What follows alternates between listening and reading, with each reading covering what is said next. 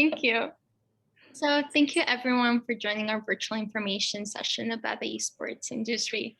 Firstly, I would like to thank again Chris Anthony from Tush Productions, Sense from Revival TV, and Irene, of course, for taking their time and joining us today to kindly inform everyone in the ACG community about esports, about PC games, media, broadcasting, and of course, investing. Secondly, I would kindly like to ask everyone to remember any questions you might have throughout the event, as we will have a short Q&A session at the end where everyone can ask as many questions as you'd like to our lovely speakers. I think they would love to answer all our questions. So our first question, so what are esports? So esports in the world of, it is the world of competitive and organizing video gaming. The most well-known esports titles you might have heard from our esports competition a few days ago, Fortnite, Valorant, Scribblio, Clash Royale, Call of Duty, Overwatch, League of Legends, and many more. Esports is a highly profitable industry as competitively it becomes a spectator sport. Not only in the realm of official esports competition, but video gaming as a whole is a spectator sport due to platforms such as YouTube, which we all know, and Twitch. For instance, at the beginning of 2020, the global gaming industry was about $152 billion, with the esports industry alone yielding about $950 million and rising. Therefore, it is seen that esports is a growing spectator sport, and it is very much comparable to traditional sports as well. One may also say that esports can hold certain advantages over traditional sports in certain ways. For example, factors such as physical fitness, gender, culture, nationality do not matter even at all in the world of esports. For example, a 6'2" gamer and a 5'2" gamer can both excel in the same video game. And in this sense, esports has its benefits in that way of leveling out the playing field a lot more, which overall promotes diversity, fairness, and complete inclusion of all parties. As well, broadcasting in esports is extremely popular, with global audiences retention for esports in 2020 was about 440 million. And by 2024, it is expected to grow to 600 million viewers. Not to mention the industry that go along with esports, which are of course the broadcasting industry and the game production industry. There's an exponential growth rate in the esports industry, which has encouraged people to invest in it. And I would love all of you to think throughout Irene's presentation if you'd invest in the esports industry if you could. So through this event, ACG collaborated with Tush Productions and Revival TV to inform everyone about the esports industry. As you know, Revival TV is one of the most popular esports media broadcasting companies based in Indonesia, which provides viewers with entertaining gaming content since 2006. Revival Media as well has over 1 million followers across social media. Tush Production, on the other hand, is an independent game development and publishing studio based in Indonesia. It was originally founded in 2009 and has published more than 30 games to various platforms, including Steam and Nintendo Switch. As a publisher, Tush Production focuses on helping underprivileged developers to bring their games to the global market, which is a great opportunity for everyone, of course. Therefore, I am so honored to introduce our first speaker here today, Chris Anthony, who is the CEO of Tush Production and is an independent video developer based in Indonesia. Chris has over 12 years of experience in making and releasing innovative, unique, and unusual independent games, including the award-winning titles such as Coffee Talk, Infectionator, and My Lovely Daughter, which I think many of you have heard of. So thank you so much for being here today, Chris. Thank you. Thank you for having me. Can I share my screen? Hold on.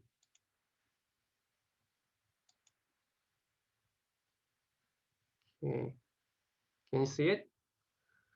Yeah, we can see it. Okay. So yeah, thank you. Thank you for having me. So today my talk is titled "Don't Be Just a Gamer, Be a Game Changer," and basically I'll kind of like tell you how to turn games into a career and change the world. But first, um, let's talk about gamer, right? Games and gamer have kind of like a negative stigma throughout the years. And when people hear the word game or gamer, they tend to, think something negative, especially parents. Usually they think games as time wasters, and if you play games, you'll be lazy, and you'll not be productive, and you don't have, you're not gonna have a good future, something like that. And society thinks something like that as well.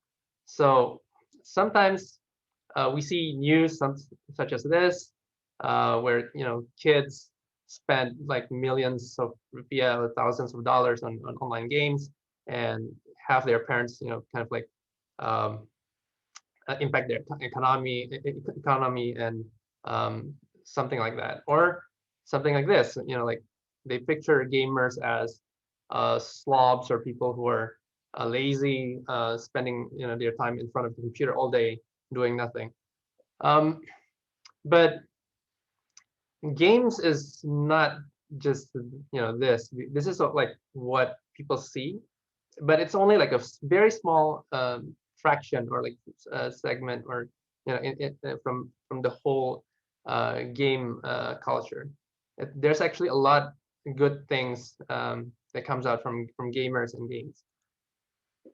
And and gamers are actually changing the world, and so they're not all bad. So like Rebecca already mentioned, like the game industry is huge. Comparing games to music and movies, like game industry is actually bigger than those two others combined. And this data is actually from 2016. So 2021, it it it has been, it's going to be bigger. And the game industry is not impacted by the COVID pandemic. Um, it's actually growing. It's actually, like surges during the pandemic, because everybody is limited. They kind of go outside, so they turn to games, not only for entertainment, but also for mental health, and communication, or like just meeting with friends. So another like positive impact of games is that games are not just entertainment anymore. They've evolved into something bigger. So in terms of like education and knowledge, there's a game called Minecraft that's actually being used as an online library, where everybody in the world can access, especially if you're living in a third world country where your government is kind of like a dictatorship that censors all the information. So you can jump into Minecraft, and you can go to this library. You can access all kinds of knowledge, like books, or articles that might be censored in your country.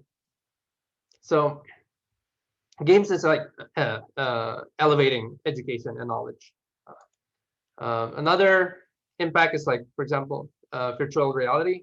It started in gaming, but now it's also being used in medical research and other areas as well. So it actually boosts technology growth and evolution. And if you're a moviegoer, you might have seen a movie called a TV series called Mandalorian. The movie is actually being produced using a game engine. So it's games technology is actually has going, like it gives an impact into like movie industry, manufacturing and stuff like that. And also like games and gamers also impact like humanitarian and cultural movements. So for example, like there's a Palestinian aid that's currently being fundraised by independent gamers that will help the children in Palestine. Another example is one of the game that we made, Coffee Talk. It's actually help people during the pandemic to overcome anxiety and isolation. So it can be a positive impact as well. And so these are some examples of independent games that have created impact to the world. And you might think like, oh, those games must be being produced by hundreds of people, or like spend, need cost like millions of dollars to make. Actually, no. So Minecraft, for example, was made by one person.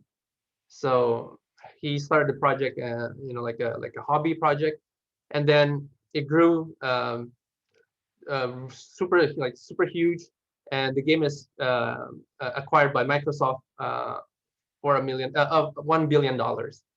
And Stardew Valley is kind of similar. It was made by one person only, and now the game has generated like hundreds of millions of dollars in revenue. Among Us is one of the recent games that also created a huge splash. It was made by only 3 people. So it did, making games does not always require, a huge amount of money or a lot of people to make. Even one person can make a game that could impact the whole world. Another example from, like from the gaming culture, gamers can also be gaming athletes or like influencers. For example, it's like Ninja. He's a Fortnite player and also streamer that I think his net worth is now over $20 million or something like that, just by playing games. Maybe Seth will from Revival TV will explore more on this. But this is like one example of how gamer can create a huge impact on in the world. So how can we, if you play games, so how can we change the world? So let me tell you my story. So my name is Chris Anthony, and I founded a company called Tokyo Productions, which is a game development and publishing studio. And I've been in this game industry for more than 12 years now.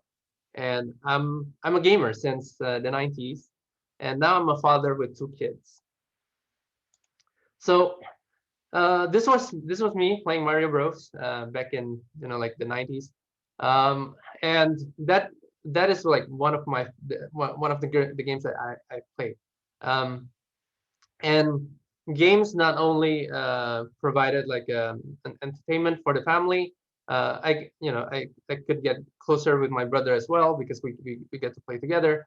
And I've always wondered like why the games that we play is always made by somebody in the US or somebody in Europe or somebody in Japan. And the stories usually they're great, they're like fantastic, but sometimes it's very hard to find games that kind of like tell the stories of like a kid growing in Indonesia or like Southeast Asia. So growing up, I wanted to make my own games and tell my own stories through those games. So I growing up, after like when I was finishing high school, I was thinking I want to be a game developer. And I thought like, okay, so to make games, you need to have at least like maybe 2 skills.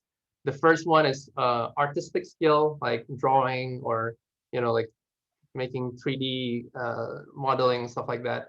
And the other part is like the computer programming, the coding side. So I thought like I already know how to draw. I used to make comic books in high school.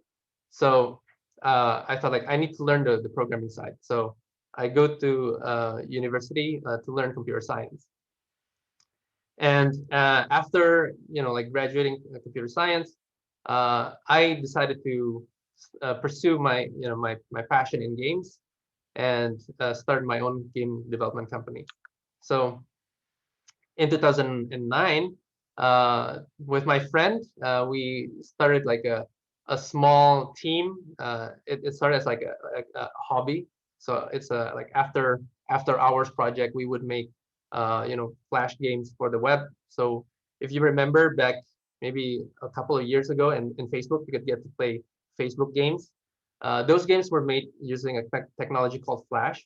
So that's what we make our games with. So we use Flash technology, and we started in a garage, just the two of us. We didn't have any money, so we only have like two computers, and we did not have our parents' approval. So um, my dad wanted me to find a proper job, um, with a proper salary. But I told him, like, I want to pursue games. I want to make my own games. So he kicked me out from the house. So I moved to my friend's place and basically set up a studio sort of in the garage. So that's how we started the company. And basically we just started making games, and it's a process, but we believe, like, we want to make games that have meaning, that would, um, like, be meaningful to somebody, right? So one of the earliest games that we made, it was called Infectinator, and the game is about a zombie apocalypse simulator, that teaches you how pandemic spreads, and the importance of physical distancing. And this was made long before COVID ever, like, hit.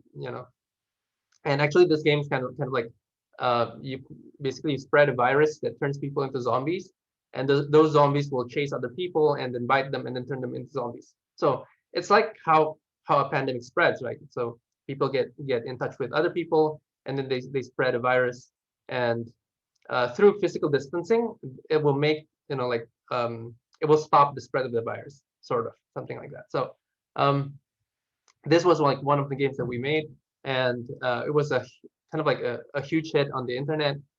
We get like over 100 million players, and so the company grew. And so we believe that making meaningful games can not only give fun entertainment, but it can also be maybe like an educational tool, or it would like teach other people something while they're playing.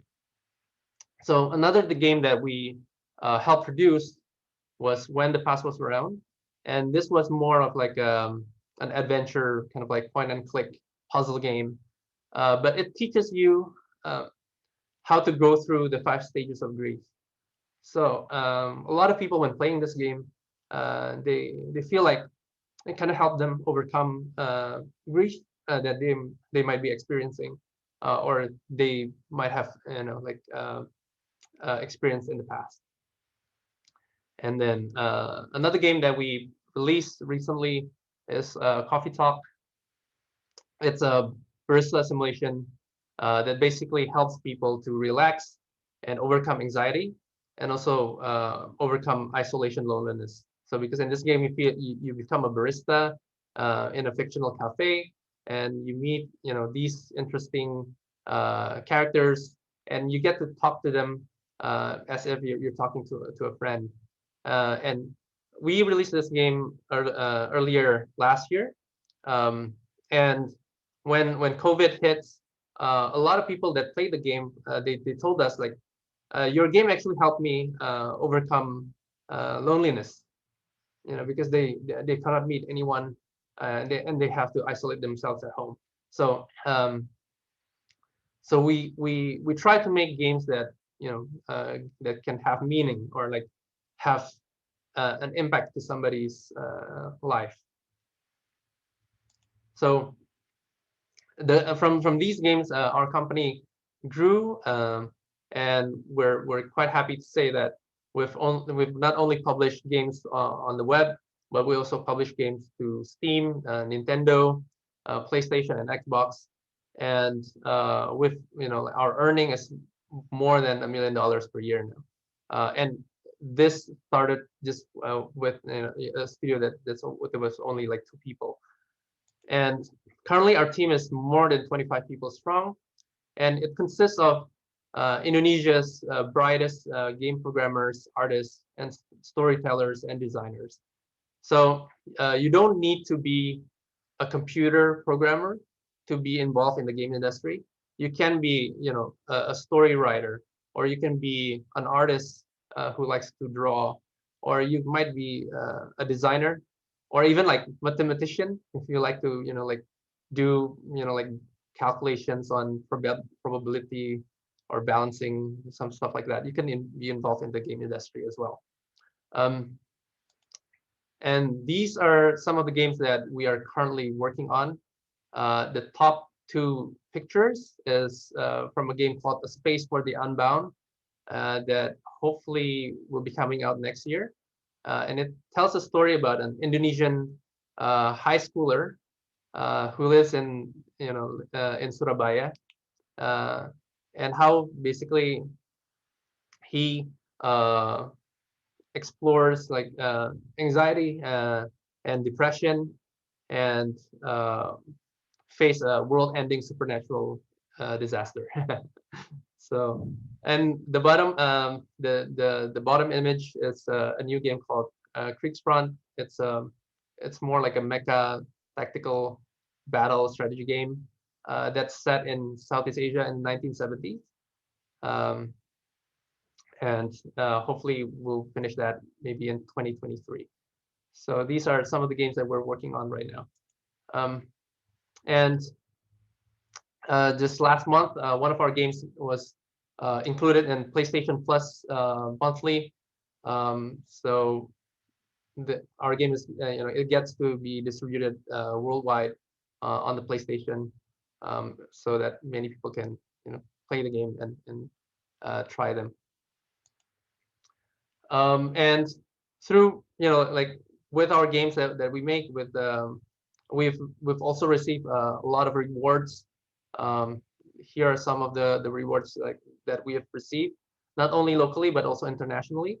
And it shows like like our game, because they're meaningful and they create impact. We kind of like managed to receive these awards. So what we aim to do in Togi Productions is like we want to empower the underdogs. What that means is like we want to help underprivileged game developers in Indonesia and Southeast Asia, and support them, basically create games that tell stories from marginalized and underrepresented communities or cultures, and bring them to the world so that everybody can also experience those stories and those games. We also started games publishing in 2017 to help other Indonesian game developers, and we focus on helping them basically, bring their games to the global market.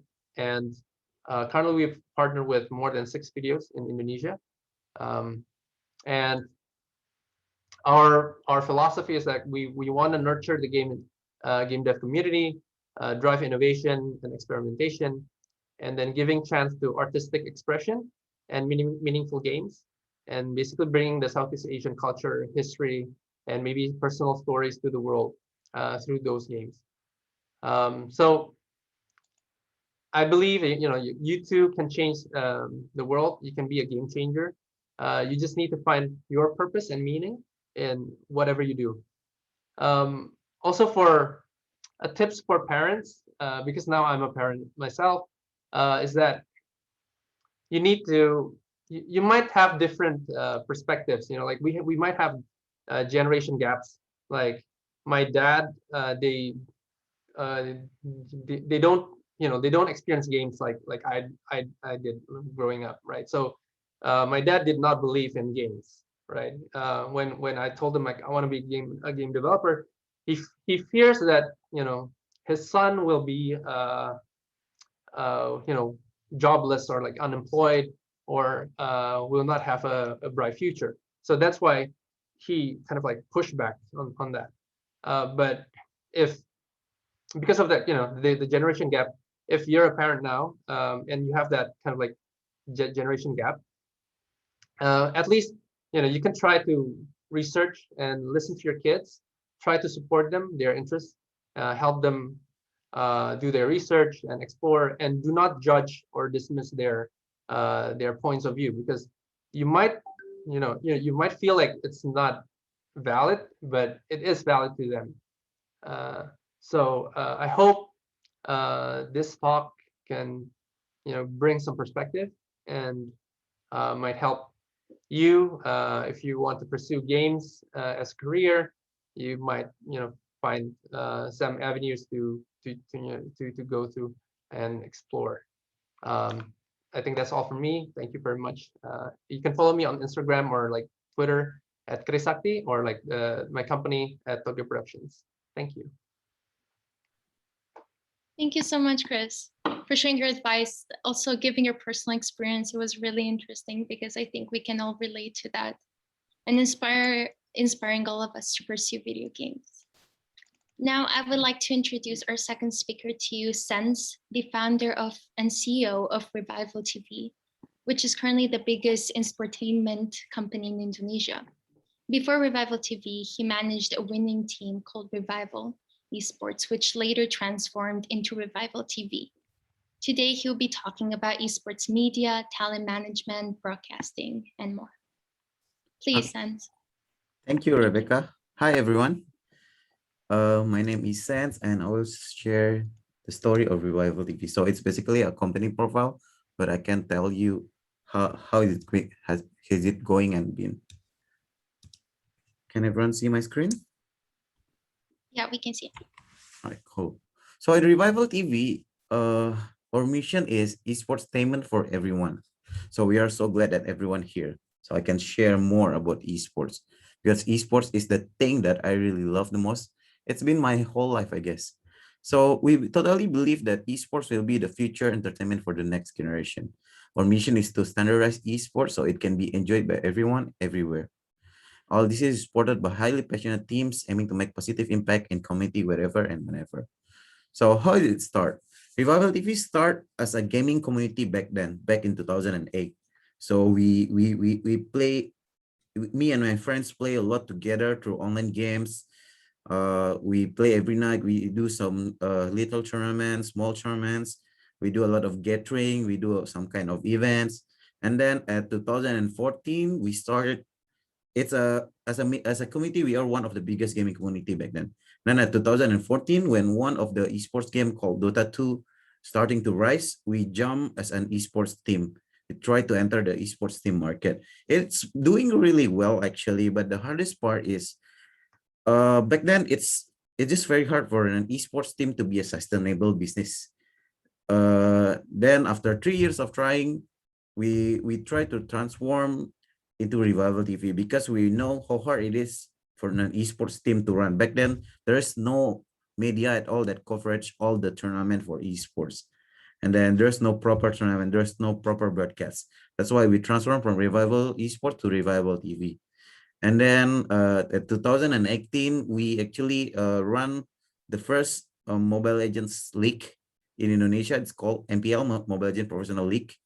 And the thing is, before mobile games comes in, our viewership is only get around 12,000 people, which is already very happy about that number. But since mobile games come in the first day that I ran a Mobile Legends tournament in 2017, it was 40,000 people who are watching online.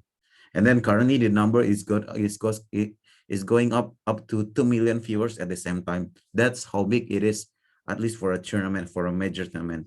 And then we run the official tournament from the government, which is called Piala Presiden. And at 2019, we also got the Best Gaming Media Awards. And then currently we serve more than 300 multinational clients, continuing the magic of our mission.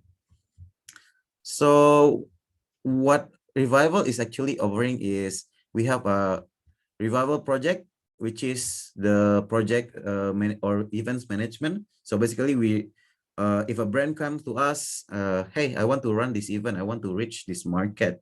And then we will do a campaign, which including a tournament in order to get their activation, while we can do our own tournament. Our client consists of something like CIMB, GoPay, Blibli, or the game developer itself, like Tencent, Moonton, Cascos, Axis, and pretty much almost all major brand in Indonesia that enters the esports market have already worked with us. And then we also have Revival Talents or Revival Talent Management. If any one of you guys actually watch esports tournament, especially all the students, I believe you for Mobile Legends, I believe some of you know about Fauzian Scar or Famoy. Right? They are famous for their name as Cornet Mas. So what they do, they commentary, they become a commentator for an esports tournament, for an esports match, for a Mobile Legends tournament. And we have a lot of potential talent. We are quite very confident that we dominate the talent market in Indonesia for shortcasting. So their income. So basically, being an esports, working in esports is not about become the player. There's tons of job opportunity that we can have in esports. There's shortcaster, there's coaching, there's even a coach in esports. Yes, just like the traditional sports. Then influencers, streamers, and many or even in the management side. Currently in Revival TV, we have like 80 people who work in esports. There's a talent manager, there's a broadcast director, there's so many more that in job openings in my company that for everyone who wants to support esports. And then we also have Revival Goods, which is the merchandising for esports. Because in the end, when we run events, there's always a merchandise that related to gaming. So that's why we decide to run our own esports management as well. So this is our number. We have almost 1 million in all over our social media for esports. And then our YouTube channel, we run a talk show for especially for esports that's currently very famous in YouTube. If you if you guys please subscribe Revival TV. So Planet Esports is one of the most famous talk show for esports in Indonesia, and also we have Revivalpedia. Basically, it have all on the information about esports in Revivalpedia. Tournament information, schedules, player transfer info, pro team data, matches score. You can go to Revivalpedia and check who's winning last night, who's winning this tournament, and so on. So esports will rival the biggest traditional sport leagues in terms of future opportunities. This is said by Steve Bernstein, the former CEO of ESPN and NFL Network. So the thing about esports is esports and sports is practically the same. There's a coach, there's a match, there's a entertainment, there's a streaming license, and so on. There's a player and fans and so on. But what's so good about esports is 95% people who watch esports also play the game. It's quite different from traditional sport. If you like football, it doesn't mean you can play the game. It's not really possible. But and the thing is that actually shows at the current situation is esports is one of the very few sports that is pandemic proof, as in while all others sports is very hard to run, and like all the football matches or all the other sports is being held while COVID hits, but esports keep going and getting bigger and bigger because you can start you can play the tournaments from their own home through internet. So it's actually pandemic proof, and also it is the future of entertainment. It's become a thing. What I call myself is it's a one of the way that we communicate through esports. So when, at least for young people, I believe some of all the students here maybe who actually play games, or maybe know that anyone that play games actually talk about the games every day in their conversation, at least at some point. What I'm gonna say is actually also looking back to my high school, I've been always such a heavy gamer. My high school is very not really good at all. I'm not really proud of it, but maybe because I'm into really games and consistency that brought me into this position.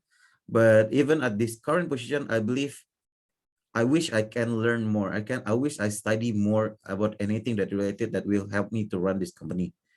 So thank you for Irene that actually always helping me through all the course to all the CEO school and all organization that help me to grow, to learn and manage about esports. I mean, I love games, I love esports, but the playing game is not enough. We have to learn how the strategy, how's the management stuff, how do we manage our viewership, how do we get more fans and so on.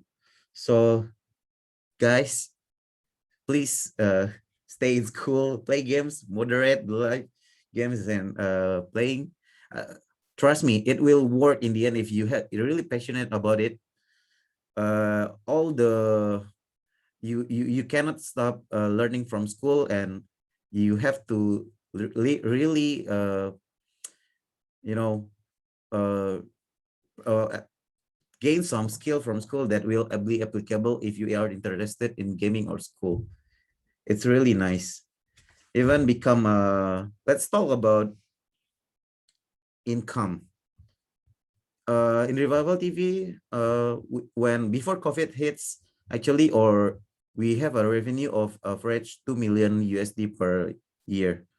And like all the talents here, the influencer, the commentator, most of them actually reach 10,000 USD per month as their fee. So when it's shortcasting, they get like 500 USD. Then this is only a small amount of people that under Revival. There's ton of influencer there that are very famous and very rich, just like Just No Limit is a very famous YouTuber. He started as a pro player, and I believe he right now have 25 million YouTube subscribers only from gaming. 25 million, that means that is 10 million, sorry, 10% of Indonesia population that actually know him. So I don't know how big is last time I tried to invite him to a event, his cost is around 20K USD only to attend the event for 8 hours. That's a YouTuber side, influencer side. What about pro players? Pro players gain tons of, they have many incomes, brand deals, because most of them has 1 million and more followers. They have the streaming deals with a streaming platform. It will come around 10,000 USD a month. And then the salary from the teams that they played, it's average at 2K to 5K a month. And then there's a player transfer also. Like it's practically just like a normal sports, traditional sports. Like if I want to buy that player, I have to give money to the teams and back and forth, something like that. If they keep winning, the price of the player will be go higher and higher. So I think that's pretty much all for me. Esports is really fun, and it's basically my whole life. And thanks God, in Indonesia, the market is there, especially for mobile games. It's very famous right now. And I mean, all the 80 people who actually works in the company only works from gaming. I mean, eat from gaming, from esports. And we always open for more opportunities to grow esports in Indonesia, because currently it's still only Jakarta focused, and Indonesia is still so many opportunity to look in esports. I guess that's all from me. Thank you. Thank you for so much, Sense. I initially did not know a lot about esportstainment, but I think we can all say that it was really inspiring and fascinating. So thank you. Yep. Last, but of course not least, I'm truly honored to welcome Irene Omar, who is an investor and entrepreneur. She started her career initially in international banking, and in 2015 in Indonesia, she started her first fund, DNC, who now invested in around 20 companies. In 2018 as well, Irene also founded Lokapadang, which is the first vegan Padang restaurant in Jakarta, which me and my dad also visited a few days ago. Irene is also a meditation facilitator and, of course, a public speaker. Thank you for coming here today. Thank you, Rebecca. Hi, everyone. Thanks a lot, Sense and Chris, for shedding the lights. These two, people who keep me going, watching how they've grown from 5 years ago until where they are today. It beams me with pride, and it gives me hope that Indonesia could in fact be a global players. And as a lot of some of you guys who have lived in Indonesia, you know that a lot of us are very humble, and we don't really go and put our hands out and say it's me. But and with gaming, it's the same thing. A lot of artists out there, a lot of game developers out there, a lot of shoutcasters out there, because of the humble nature of Indonesians, they don't really go out there and say that I'm good, right? But the fact of the matter is they are really good. And as shown by these two gentlemen over here, who are not only in Indonesia, but also overseas. So bringing the Indonesian flag all over the place could start from gaming, from their live from gaming, simple as that. Well, I'm here today to share a little bit about my journey, right? It's a bit complex, as Rebecca mentioned, so I'm a bit confused over here. I started Loka Padang, which is the first vegan Padang in Indonesia, and Discovery Nusantara Capital is also the first game-focused venture capital, if not Indonesia, in the region, because we've never met anyone who focused in games before. In fact, when I started my game fund, if Sense and Chris were kicked out of their house by their parents because they started a game company, my ears were almost chopped off by my mentors because I was active in the education world. And so the moment they found out that I go into gaming, they were like, are you trying to destroy the entire Indonesia? And that was what I faced in the very beginning. This was 2016, 2017, before esports is boomed today. And people just don't get it at that time, which is fine. And that's the reason why these two are always the first experience with Loka Padang as well. I was almost disowned by my family for telling them that I'm going to become a vegetarian and being a foodie as well. And since then, I've become a burden child for a lot of my friends as well, whenever we go out. And that was why I started Loka Padang. So here I am to talk about a little bit about gaming, a little bit about what we do in Loka. Now, a lot of the parents and the teachers who are here today, whether you are here in person or watching the recordings, you would have heard about Tekken, you would have heard about Mario Bros. Now, Tekken 7 is a franchise that in 2020, they have sold approximately 50 million units of games. Now, this is a fighting games, right, that have existed for a long time ago. And until today, there are still small communities that play around with this. But I would like to take you to a journey. Other than Tekken, a lot of us also have looked into Talking Tom and Friends. I think this game started 10 years ago, a little bit less than that, by a group of Finnish guys.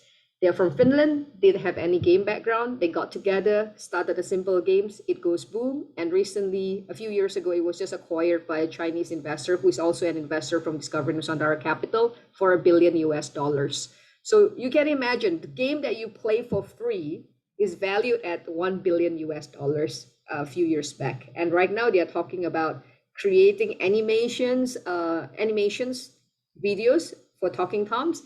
In China, it's pretty big because they are teaching educative animations for the kids there, and they're translating it into multiple languages all over the world. I wouldn't be surprised if the next thing they tell me is they're creating a Disneyland or Talking Tom Land, out there. But that's how valuable the franchise is. And it only started from a very simple game, the one on the left here, where you just poke the cats.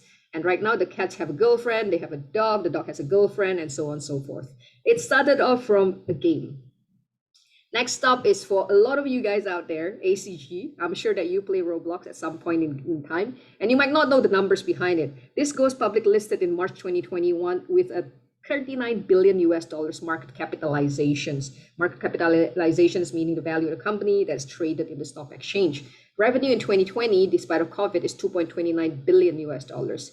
Daily active users, meaning how many people actually play Roblox per day? That's approximately 31.1 million users worldwide. And this is not even the biggest game. And so a lot of parents, you might be frustrated looking at your kids playing Roblox, and the kids are like, I just want to play this. I don't know how to monetize it. There's actually a lot of places where you can buy and sell the items and make money out of Roblox. And Roblox itself, that's the numbers. Up next, we'd like to talk about this game. So a lot of parents out there, you might, or even students and teachers, there's a big thing about blockchain. There's a big thing about, Bitcoins, Ethereum coins, and all that. These games is the games that help people to earn Ethereum coins, meaning to help you to earn money when you play. And in the Philippines itself, this because of the COVID, a lot of people are going jobless, right? And while they're at home, when they play Axie Infinity, what happened is a lot of people in this slide itself, this is from the Philippines, are actually earning an income of around $300 to $400 per month from playing Axie Infinity. So this is a real thing that have started to touch into people's life. And games is not simply just as how I was when I was a child, where I just play Nintendo and that's it. But it does create impacts. Us parents and adults of our age, our life were also impacted by games. A lot of things that we do are impacted by games. And today, it's with the growth of technology and innovations, it's directly giving people's money in the pocket and really creating an impact in terms of financials. These are real stuff that's happening right now. Axie Infinity is a game that's created in Vietnam. And in Indonesia, Chris have mentioned about Coffee Talk. I'm very proud of Coffee Talk because I remember when it first started, it started from a love story of one of the crew from Doge Productions. And he was so frustrated, he just want to channel it into something positive. So from something negative, instead of complaining about it and setting yourself into victim mode, what Chris and the team did was, you know what, I'm going to create a game out of it so that I feel less miserable. And today, if you Google Coffee Talks, there are comments that say that, thank you, you helped me to prevent suicides. You actually helped me to deal with my mental illness and all that. That's what Coffee Talk is. The one on the right, Le Grand Legacy, is the first JRPG, Japanese RPG game that goes out from Indonesia with that sort of graphics that no one would ever thought that Indonesian artists could do. But these are done by Indonesian artists, and that's what makes me proud. And the one below is People and Fellow, the penguin and the cats. This is an education game to help kids on how to just spelling things like ABC or draw a circle, draw a square. And all of this are coming out from Indonesia. But a lot of people do not know that there are a lot of great games from Indonesia. Chris, for example, was sharing with me that the Infactonator game, there was a player based in Indonesia who didn't even know that Toge is actually an Indonesian game producer. And when they found out, that guy just swelled with pride, and it's as if meeting Mickey Mouse and the gang in Disneyland when they visited Chris' office. That's what we try to create more and more. But games is something real, and it's impactful not only for the people, but also to the pockets. This is maybe what a lot of people were not aware of. I think this is a competition in Dota, Sense, help me out here. I think this is in Dota 2. This is a world competitions that you have the audience, right, around it. And in front, where you see the screen out there, this is the screen. You've got two players over here. Some of them with their mobile phone, some of them, it's either mobiles or desktop gaming. And these are the shoutcaster that Sans was saying. So imagine this as a football game or as a basketball game, yeah? So you've got your basketball players right here. And this is all, here we are, right? The audience is shouting out loud. And these are the commentators. So you can imagine, like when you go to the sports stadium, how big of an economy, so how many jobs are created through each and every games. Now that's what esports is. And this is a scene of a stadium of an offline event. But with COVID, this scene is moving now to the virtual world. It could be done by online competitions. Sans and the team, they are really great in creating virtual competitions for a lot of brands out there because they have a lot of followings. Sans, I think, increased his personal Instagram followers. I think it's almost double right now within just a month time, but just by giving away diamonds. And that's the voice that he has, right, in the market. I know some parents will be like, what diamonds? I'm interested in diamonds. We're talking about Mobile Legends diamonds here. So it's a different sort of diamonds that's valued differently. And this guy is a Pakistani guy. He was 16-year-old at the time. He was born in 1999. He was the youngest Dota 2 game player that won 1.2 million US dollars in his first game. And he's also Time Magazine's top 30 influential teenagers in 2016. So ACG guys, I hope that you guys can be one of the top 30 influential teenagers, if not in the world, in Indonesia, regardless of whatever your passion is. Because what this guy did is he plays Dota 2, and I hope that he's also responsible with his studies, and he's now earning a living from Dota 2. This is an Indonesian gamer, Hansel Ferdinand. He's a CSGO. His income is overall 168,000 US dollars. He's from Indonesia. He's one of the top 5 players, pro players in Indonesia. But like Sensei, okay, we like playing games, but we are not pro. What do we do then? Do we just sit in the corner and cry? No, there's so many jobs out there. So you see this handsome young guy over here, one on the right, that's Sense. Before he becomes like this, I don't know what happened in between, maybe because he's getting married in a few days' time, off the market, right? But that's the shoutcaster, that's the broadcaster. And if you notice, this one is in Genting. Genting is in Kuala Lumpur. So his presence, he's very humble. He's not only in Indonesia, but he's also in Southeast Asia. And a lot of people would refer to him and speak to him to ask about what's the conditions of the esports in Indonesia. And the best part that I love about Revival TV is that it's not politically involved in a lot of things, but it's very neutral as a ground to look into what's esports is. It's basically from gamers for gamers. And that's just 2 of the jobs that's out there. Look at that stadium, right? There's so many jobs that's created. These are the Indonesian shoutcaster. This is presented by Irli. Irli is also a member of Revival TV. And they were always around looking for talent. Sense didn't mention it just now, but before the event started, Sense and Sense were like asking, can I recruit internships? Can I open my company for interns? Because they're always out there looking for talents. And Indonesian shoutcaster, as Sense mentioned, they're earning thousands of dollars from shoutcasting. It's exactly in traditional sports, when we watch badminton, when we watch ping pongs, when we watch NBAs, you have those people at the back end saying that, look at the balls is going to the left, the balls is going to the right. It's exactly the same thing. It's just that it's esports and it's completely different. So if a lot of us, the female audience here, might not understand a lot about football, it's the same thing, like with esports. A lot of people do not understand about esports, but the moment you do, you'll be watching it as if you're watching footballs. Right, and this guy is PewDiePie. PewDiePie used to be one of the #1 YouTube in gaming, YouTube personnel. His net worth is right now 40 million US dollars from creating YouTube videos. So Rebecca mentioned to me that her brother is a YouTuber. So that's what a YouTuber is. You create free, free videos, you post it up in YouTube, and you could earn quite a lot of money from there, from sponsorship and whatnot. And there's one parent that I spotted here who is a dear friend of mine. Eric is also a YouTube celebrity. So parents who are confused on what a YouTuber does, you can go to Eric. He is a parent who's also a YouTube celebrity. And overall, to recap, the global gaming industry in 2019 is approximately 151 billion US dollars. And I'm sure with COVID, I don't have the latest numbers, it has gone up the roof. I know this for a fact because one of the companies that we invested in, a game publisher based in the Middle East from Jordan, the second biggest publisher in the region, in the Middle East region, their revenues grow by 3 times and they achieved their annual target in Q1, Q1 of 2020. For the entire year, the revenues, their target, let's say, is $1 million in 2020. They achieved that in first quarter. So you can imagine the growth of the industry last year alone.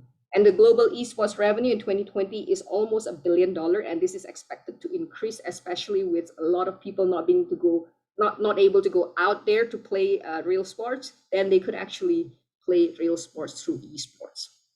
That's the statistics. And I have a question just now from Rebecca. Is it profitable to invest in the Indonesian gaming industry? Like in all things, right? It depends on the timing that you are in. For me, I would like to echo what Chris mentioned. Always do something that you're passionate about first, what you believe in and your purpose before you look at the numbers. Because you could be billionaires, but if you're not doing something that you're passionate about, you won't be happy. Then what's the point of having all this money, right? And if you're passionate but you're broke, that's also something that's not cool. That's something that a lot of parents are really worried about. You know, if you pursue the gaming world, how are you going to be successful? How are you going to be able to feed yourself? Right? That's always the constant questions that a lot of parents have. But if you follow your passion and purpose, the money will come and you do it properly. Because these two, Sans and Chris, they have been kicked out from their parents' house. But instead of crying over it, they stick by their passion and purpose. And today, both their companies are above $1 million US revenue per year and way above that. And so, and they're making an impact in a lot of young people's life. So that's what I would like to say about esports and gaming in a nutshell. Now, the second part of the ventures that I'm in is Lokka, but I'll be very brief on this one. The reason why I did this is because I'm a vegetarian, right? And because I don't have any food to eat, and hence I just started this, as simple as that. But the real thing is that there are a lot of environmental impacts that we could create by the meals choice that we make on a daily basis. And these are the real issues that can be tackled from an environment, from plant-based meals. So imagine you eat 3 times a day, and every time you make a decisions on your meal, you could make an impact on the climate change. It's freaking hot today, for example, right? Deforestations, hunger and human welfare. Why hunger and human welfare? Is because there are so many people who work in the agricultural industry that is basically not compensated well enough in certain countries. And food safety as well as zoonotic diseases, which I'll elaborate later. Animal welfare for sure. And this is the reason why it's impactful. Is that every time you consume meat, what happens is there'll be an increase for the cows and feedstock. Of course, the cow. Hello? Okay. Of course, the cows are innocent. I'm not saying that eating cow and you're an evil person. It's not that. But we just have to create a balance between it, because as of 2016, the world is consuming 130 billion pounds of beef. And this beef, they need a place to stand, right? They need a place to stand. They need a place to live. And as a result, agricultural land are cleared, and they also need to be fed. So feedstock, the land for the feedstock are also cleared. So livestock actually uses 45% of the Earth's total land. And if we do not have the meat and dairy productions, the global farmland will be reduced by 75%, and we could feed the entire world's human.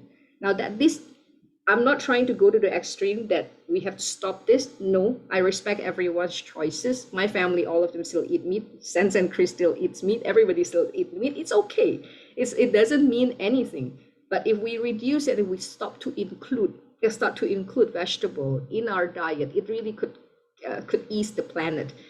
Because I'm a lazy person, Rebecca. If you ask me to bike to work or bike to school every day, I will die first before I get to the office. So what I do is I try to reduce my intake of meat. And right now, thankfully, I'm a vegetarian, so I feel a bit less guilty. And three meals in a day, I'm happy that I contribute to the environment. Last one is fresh water. A lot of people are asking, fresh water, we need to have pumps for water in Africa. We don't have to go to Africa. In Lombok, there are people who can't even shower on a daily basis or brush our teeth on a daily basis because they don't have fresh water. Well, a cow can drink up to 190 liters of water, right? And so to produce a pound of meat, that's how much liters of water it takes. So if you do a quick Google search, I know all of you are technologically savvy, how much water does it take to produce one beef hamburgers? You'll be surprised. I was surprised when I first started Lokka, and that's why it becomes a mission for me. These are just the health choices. Obviously, it helps with obesity. Whenever we talk about diet, I'll be like, oh God, I need to suffer. No, my dear, you don't have to suffer. We could eat a lot just by reading this book, Dr. Dean Ornish, Eat More and Weight Less, because food is something that brings us joy, right? So make sure that continues even though we transitions into something else that was previously thought as something horrible. Health benefits, bacon and processed meats. Do you know that they are considered in the same level as cigarettes that causes cancer? They're classified as carcinogen group 1. Red meat is group 2A. And cardiovascular and heart diseases are also impacted by our intake. And of course, type 2 diabetes. And productive and happy lifestyle, because there is arachidonic acid in omnivorous diet that could affect our mood. So if your girlfriends or your wife is having a smoothie, make sure that they eat less meat so they will be happier, right?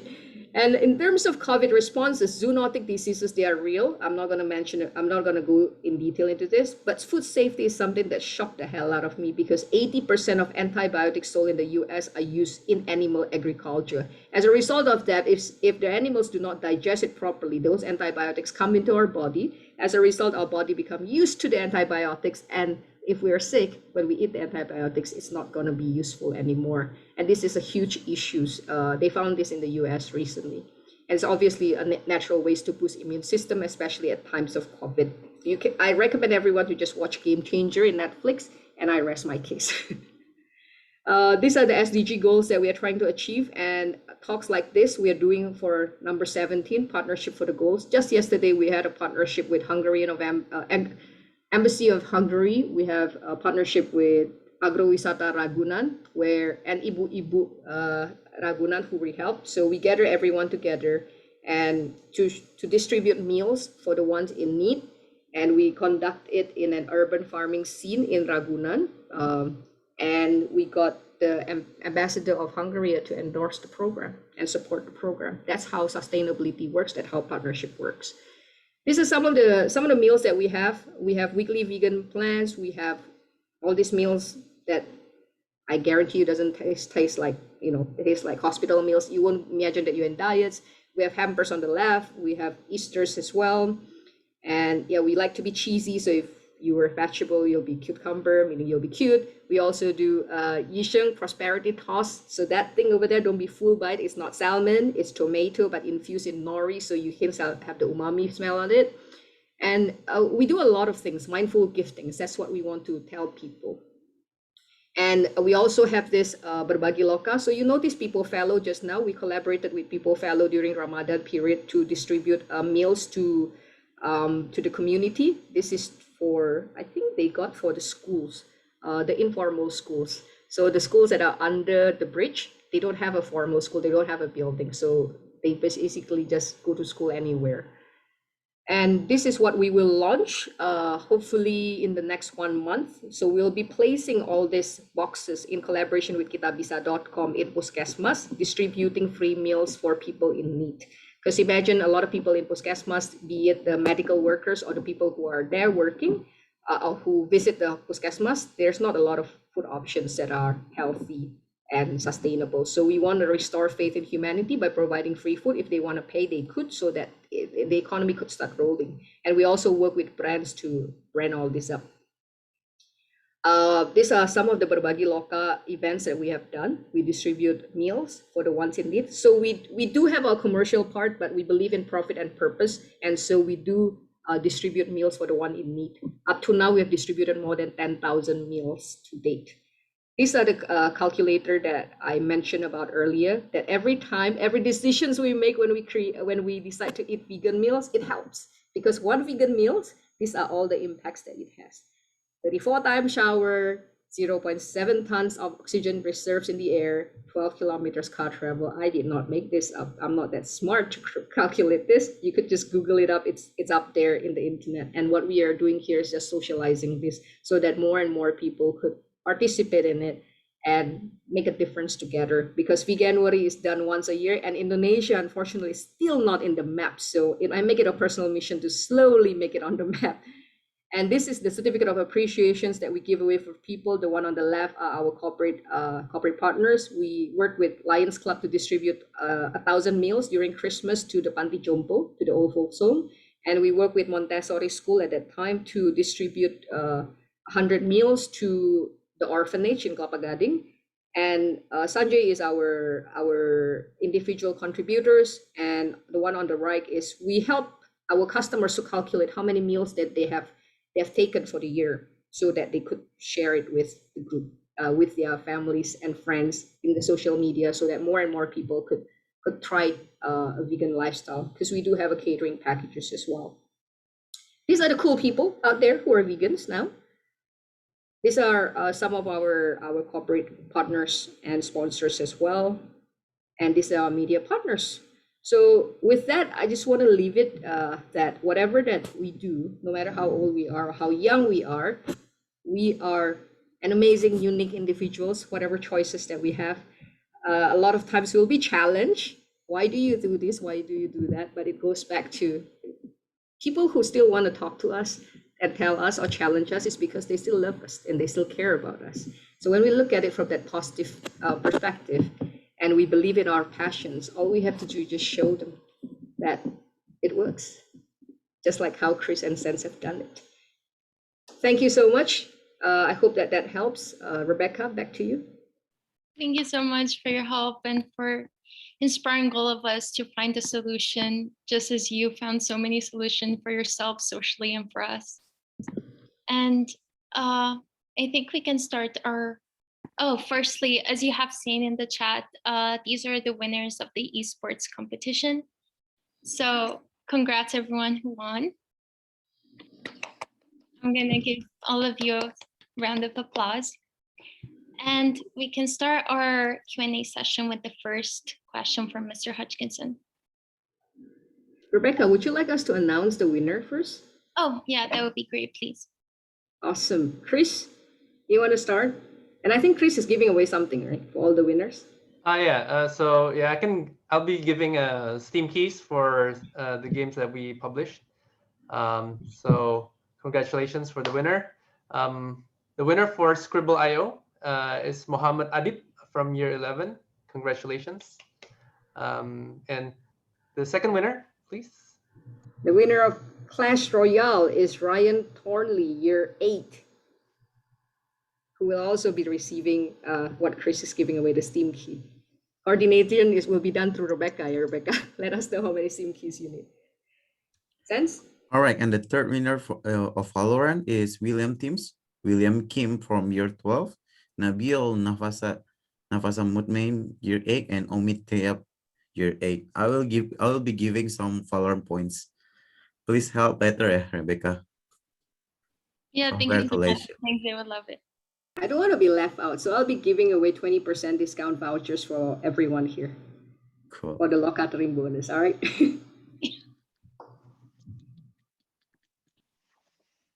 So I think we can start our short Q&A session now.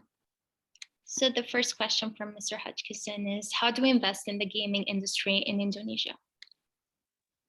Or maybe you'd like to ask. No, you've done a great job, Rebecca. I'll let people answer that one. Okay, how do we invest in the gaming industry in Indonesia? We started that 5 years ago. So they could invest through a fund. Unfortunately, this is not like IPOs yet, but so what we do is we have a pool of fund where people invest in it, and then we invest on behalf of our investors for the gaming. But one simplest way to invest in the game industry to push it forward is to buy Indonesian games and to watch Indonesian broadcasted games. Like these two amazing people that we have here. Thank you.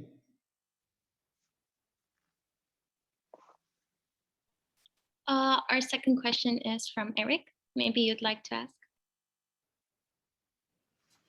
Yeah, sure. I would like to hear from Chris how game developers make money. And the question is in the chat. I know about in-game purchases, but are there other ways that you as a game developer make money? Thank you. It's a very interesting question. So there's a lot of ways for game developers to make money. The first one is like the most classical way is through retail. So basically we make games and then we sell them on like game shops and stuff like that. So you can purchase the game. So it's more like a traditional retail style. So from those sales, the game developers will receive like a percentage of the, of the price. And that's like the old way of selling games.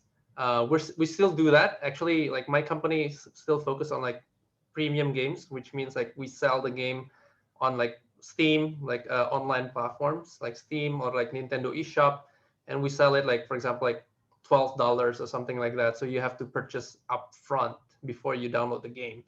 But like the new way of like making money is like, because the games a lot of them are free. You can download them from like Google Play or like the store, App Store for free. So game developers actually monetize those games through ads, for example. So we put in-game advertisements. Usually when you play a game, you get like a video ad or something or like when you want some coins, you have to watch an ad. So every time somebody watches those ads, they will count like the impressions or like the clicks, and then those advertising, there's an advertising, you know, like agency that will calculate like how many revenue, you know, this game developer makes based on this amount of clicks or this amount of impressions from those ads. The second one is like from in-app purchases. So for example, you play a game, you need some coins, and then you have to buy it, right? Like spend $10 to get 1,000 coins or 1,000 diamonds or something like that.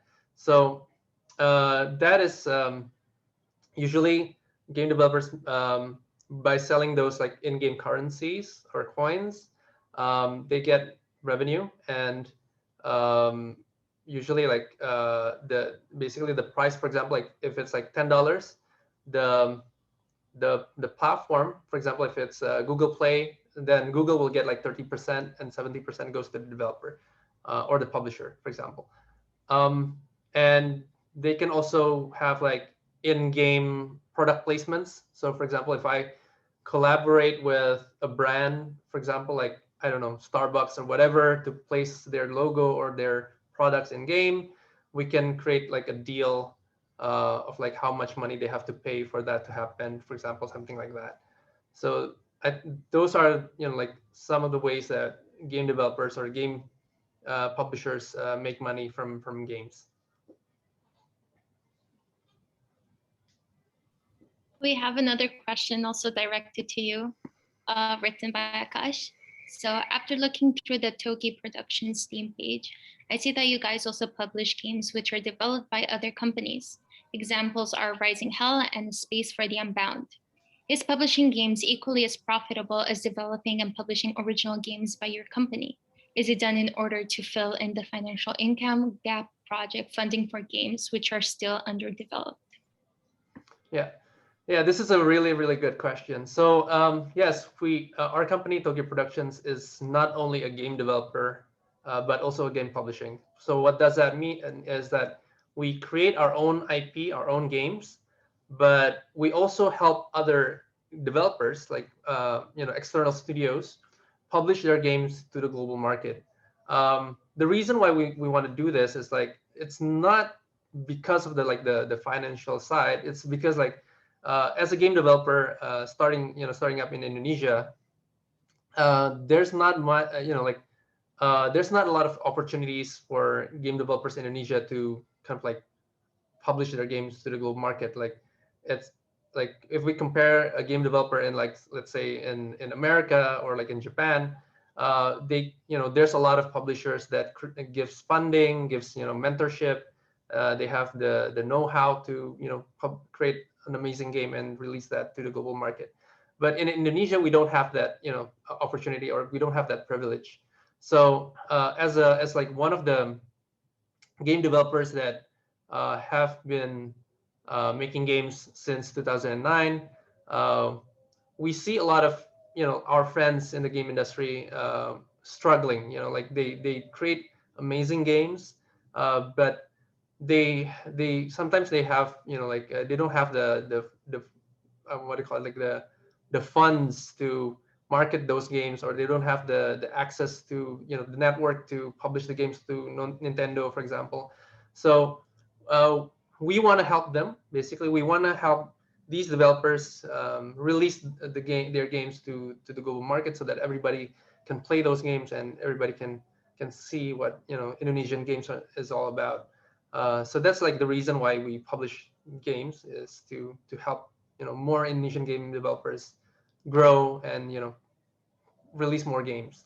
But also, like, it is profitable. Of course, if it's not profitable, then we might not do it. But it is, yes, it is very profitable as well. But so what we do is, like, when we release those games, Togi Productions will basically handle all the marketing side. We will help the developer also, like in terms of like game design. We help them give consultations. We give them market insight and stuff like that. And we do not charge those developers. So we cover all the marketing expenses, we cover all those consultations, and we give them funding. So we give them funding to finish their games. And when we release those games, we do profit sharing. So sometimes it's like a 50-50 revenue sharing, something like that, or it depends on like the investment or the risk. So that way we can help those developers finish their games and then help them earn revenue, and then hopefully they'll grow on their own in the future. And if they enjoy working with Toge Productions, then we'll continue that partnership in the future as well.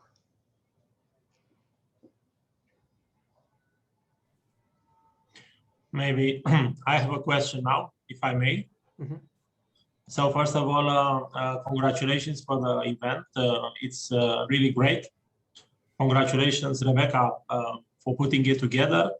And also congratulations for your guests. I think they have some great achievements here. I will have a question for each of you, if I may. And I will start with Irene. Actually, I've known about your restaurant from the Hungarian ambassador. She actually did a very good job of promoting it among the diplomatic corps. So I think some other of my colleagues now may be your clients. As Rebecca said, we tried yesterday some of your specialties. It was called Paket A. I don't know exactly each ingredient it contains, but I like it. It was good. And now is the question, where do you take your ingredients from? I think they're quite good. Now for Sense, for this esports field, which was not very familiar to me before, but now I understand it's quite impressive. Maybe he could tell us something about celebrity players, because he talked about celebrity commentators or presenters, and something about the sports, the esports they're playing in. And for Chris, now you challenge me as a parent, because you mentioned your parenting model, but also your parents' parenting model. And I would like to ask you, you said you were kicked out of the house by your parents. Was this some kind of impulse for you to achieve better? I mean, did it made you more ambitious, or actually it was a delay in your career? So I just want to know how to position myself with my children. So thank you. I hope you're not going to kick out your kids, yeah? No, actually, I will. I think I will look differently to my son playing Minecraft all day. Okay. I was just worried that you're going to kick him out as an incentive for him to create something. On the answer of Chris. All right. Rebecca, who do you want to answer first at your cue? Irene, you can. Sure. Thank you, Dan. Appreciate that. Yes, Judith definitely did an amazing job, and she's a great supporter of us, and we love her to bits. Our ingredients, we try to get most of them directly from farmers. So we have started to work with urban farmers located all over Jakarta in the spirit of collaborations, and also to support the local communities, to encourage them. Plants your vegetable and we'll buy it from you. They just have to meet certain standards that we have.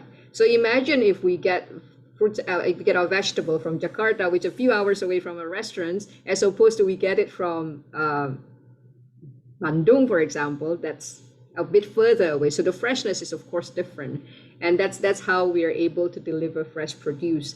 And that also helps us to manage our carbon footprint, because we try our best to contribute back to the environment as much as we can. So if you speak to the ambassador of Hungary, we actually brought her yesterday to the Agrowisata Ragunan, that is very near to ACG, so that he could see firsthand, the vegetable that we take from the farmers. And she was harvesting it herself. Really, would be happy to take ACG and the students there, so you could take a look at it yourself. And other than Ragunan, we also take it from several parts of Jakarta to support the Indonesian government, Pemprov DKI's spirit of collaborations, because we always believe in collaborations. That's why for the birthday of Jakarta and for Agustusan, which is the Independence Day, we have a tumpeng that is a collaboration for urban farmers all across Jakarta that we present in the form of a dish. So the ingredients, we get it from the farmers. That's why it's so fresh. And All right, thank you. thank you for the question. Now, Sense, could you please also answer? Yep, sure. Thank you. Hey, Dan. So, celebrities player. Actually, even before COVID, there's tons of celebrities who actually play games, and they actually invest in some esports teams. So they own some esports team. But after the pandemic hits, like all the musicians who actually doesn't really get a chance to play music in a big stage and everything, most of them is actually switched to gaming entertainment, something through YouTube or maybe even streaming. So yes, and we also usually have like once per 3 months, like per quarterly celebrities match against a football player, celebrities, artists, musician. It's always nice to have the non-esports fan base to bring their fans to watch esports tournament. It's always been really great. So yeah, there tons of all the celebrities is actually playing games. Okay, Yep. Thank you, Dan. thank you. Okay, so I guess the last question. So it's a very interesting question about like parenting. Like, yes, well, for me, actually getting kicked out from the house actually gives me like I have like what I call the spite-driven motivation. So it did kind of like, I want to prove to my dad that I can make this, right? Something like that, right? But it did create a strain in our relationship, and that I would say like we haven't really, like overcome or like fixed that because he kicked me out of the house. And so, it kind of like broke our relationship in a way. So I think it's not the best way to do this. And I would say like there's, you can actually do it more constructively through like positive guidance. So for example, if they're interested in gaming and they want to be a YouTuber, or they want to be a pro gamer, or they want to be a game developer, then I would suggest that as a parent, you also do your own research on like, okay, what kind of games are they playing? How can they, kind of like elevate that? Like if they're a gamer, then probably like, how can you be like the top gamer? Or if you're like an influencer or YouTuber, how can you build your personal branding, stuff like that? If you can get involved in your kids' interests and passion, then I think it's more positive that way, because you can create like a parent child relationship. It's better because you're now you show interest in what they're doing, and that way you can also help them kind of like if you, for example, as a parent, when you do your research, and then you kind of like, you can flag things like, oh, okay, maybe this is toxic, or maybe this is dangerous, or maybe this is like exploitative and stuff like that. As a parent, you can put red flags, so you can help your kids kind of like steers away from that, or like maybe give them a better path, something like that. So and when you're communicating with your kid, because now you understand what they're doing and stuff like that, it's easier for in terms of communication, because now you speak their lingo, right? And I would also suggest that a lot of the bad reputation that games got is because parents kind of like they're blinded, like they don't want to care, or they don't want to see the games, or like what kind of games that their kids are playing. So what happens is sometimes like we get news that like a kid playing Grand Theft Auto, and then their parents kind of like see like, oh my God, this game has prostitution, this game has violence, like drugs and stuff like that. But we need to understand that not all games are for kids. So just like movies, we have ratings. So you wouldn't let your kids watch a violent movie, right? If you have like a 5-year-old kid, you wouldn't let them watch Game of Thrones, or you wouldn't let them watch, I don't know, Terminator or something like that. So games has the same thing. So games, there are games that's made for kids, but there's also games that are made for adults, and that's why there's a ESRB rating or like PEGI ratings. As parents, we need to be involved and kind of like, see, okay, this game, does it fit with my, my child? Does it maybe kind of like, is it like, do I need to, like a parental guidance when they're playing this, something like that? So we, as a parent, we need to understand that as well, because, you shouldn't, put a blind eye and then let your kids consume whatever game that's on the internet, right? Because that's dangerous. So I think, yeah, as a parent, we need to be more involved in what our kids are doing, and kind of show more interest, but not be too controlling. Kind of like help them, like let them explore, but also give some guidance. I hope that kind of like explained. Yeah.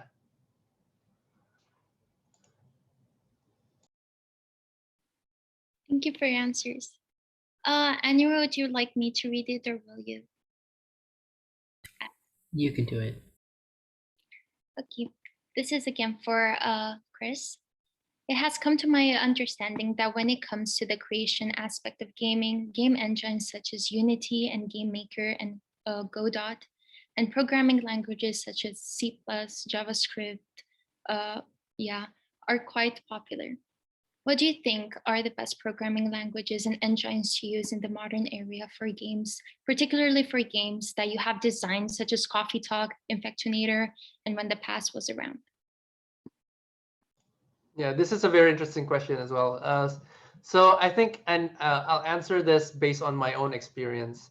So when I was growing up, like when I was in like SD to ba, elementary school, so I started to, took interest in computer, because like a lot of my friends are nerds and they play games and they do like modding, and we took my first interest was like in making websites.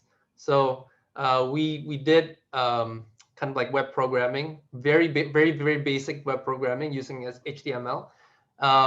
But that kind of helped me have the like the mindset of a programmer, have like the logic of how codes work, and because HTML is like very basic, so it's like it can help them start things as they progress. So my first programming language was HTML, and then after that, like when I was in maybe like junior high or high school, I started making Flash games, and sadly Flash is dead, but kind of like the programming side is still available, and the programming language was it's called ActionScript 3. And it's actually, this is kind of like technical, but it's actually based on JavaScript. And so it's quite easy to learn programming through like Flash games, making Flash games. So I started learning ActionScript 3. So, but for like today, the most popular game engine is Unity, and it uses C#, which is, how do I explain this? But basically, like modern programming language is kind of similar. They're all based on object-oriented programming. So this is kind of technical, but yeah. So it's basically the like the basic knowledge is the same, only the syntax is different. So if you manage to learn like one OOP language like Java or maybe C++ or C#, then basically you can kind of like transition to other programming languages as well. So because Unity is like one of the most popular and widely used game engines today, and there's a lot of tons of tutorials on the internet on how to make Unity games. So that might be like one of the easiest way to start learning programming or making games. So yeah, but I think I think it's whatever language that kind of like fits or like is easiest to learn. You can go from there. For our company, most of our games are made using Unity. So like Coffee Talk, when the past was around, Space for the Diamond, they're all made in Unity. Yeah, the reason why is because it's free, it's easy to use. There's a lot of tutorials in the internet, so it's easy to start. Like and just basically start making games using that.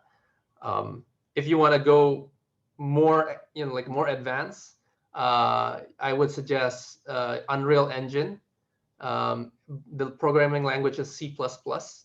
And Unreal Engine is actually not only used in games, but it also being used in movie production or like physical simulations for construction or like for building, for mechanical design and stuff like that. So it's a very robust game engine that's being used in a lot of industries today. And it's being used in like AAA game production as well. So if you want to work in like Ubisoft or like I don't know, Bethesda or like Nintendo or the those big companies, usually they use your Unreal. So yeah, hopefully that helps. Hopefully.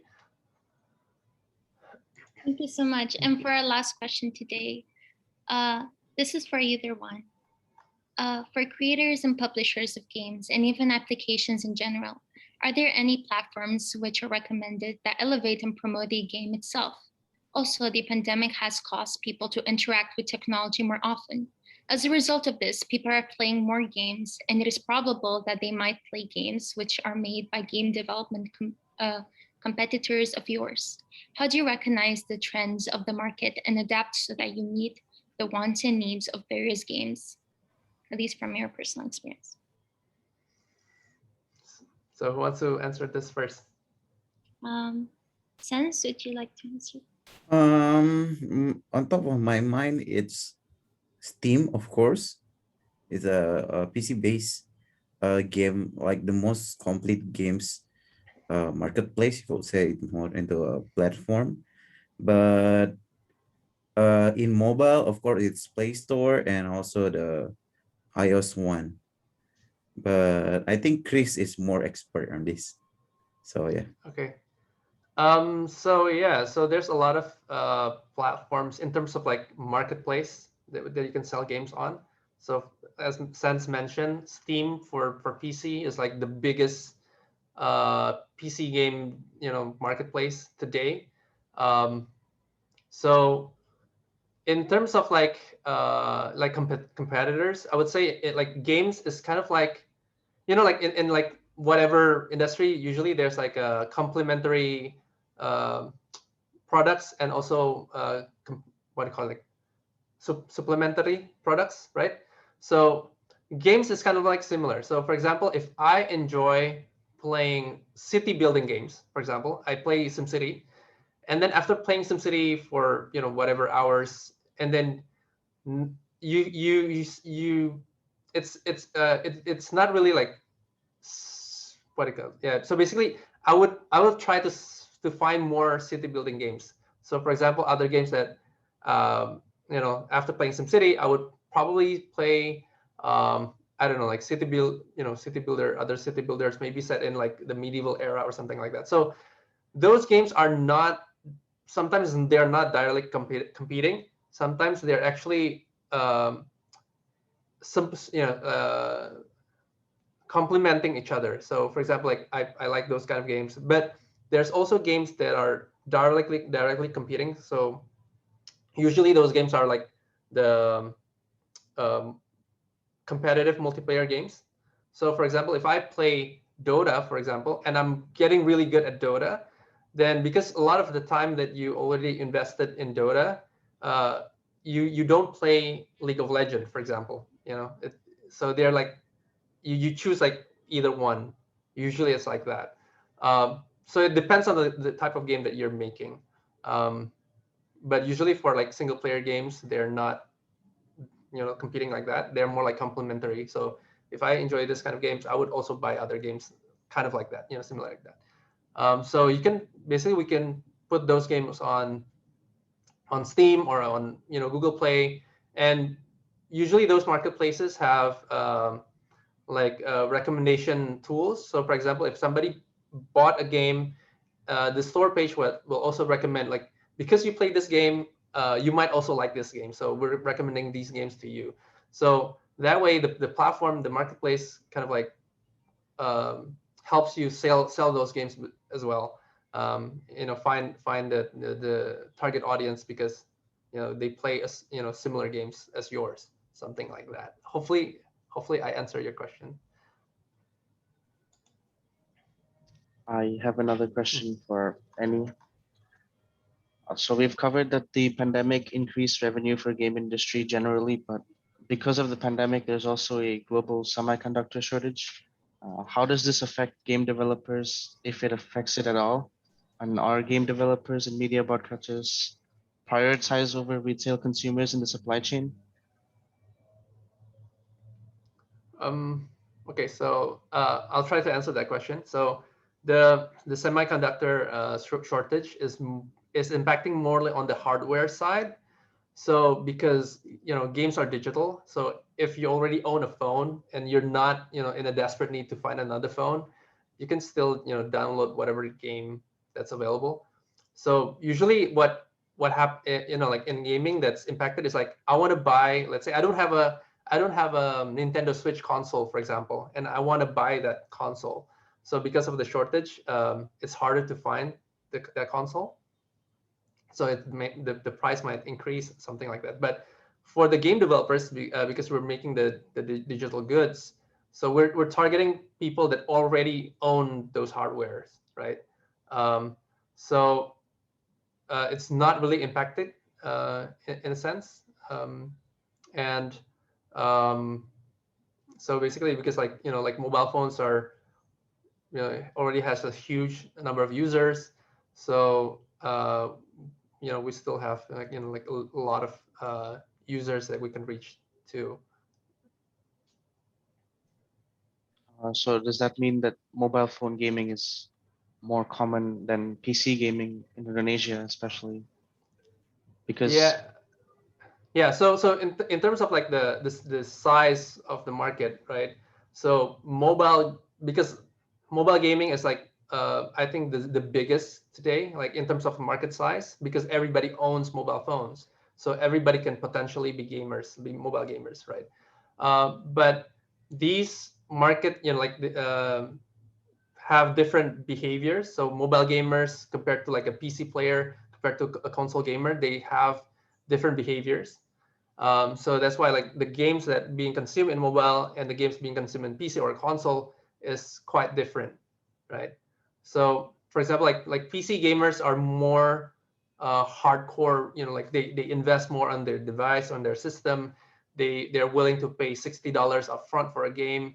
While if we compare that to a mobile gamer, they might not spend $1 just to download the game, right? They prefer to download the game for free. Then if they like it, then they will spend. So the behavior is very different.